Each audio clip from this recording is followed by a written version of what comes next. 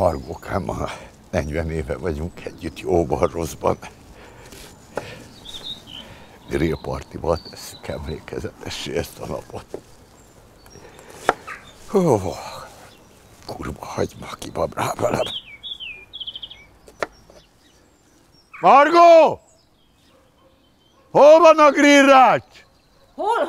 A helyén. De hol a helye, édesem? A garázsban. Garázsban? Megyek a garázsba. Tiszta mocsukat. Sátán! A rohadt anyádat akarod innen! Nem hiszem. Margó, mondtam, hogy ne engedd ki a dögöt! Nem hiszem el. Ki engedi? Komolyan mondom, kitömöm. A sógornak jó lesz, be van fűszerezve. Nesze sátán. Jó van, szépen megtakarítottad. Édesem, majd a rabszolga megcsinálja. Iszom valamit, mert szétkúr az ideg. Egyetek.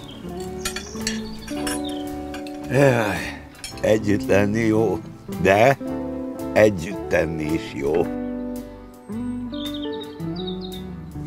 Margókám, édesem, lehet leszedni az asztalt?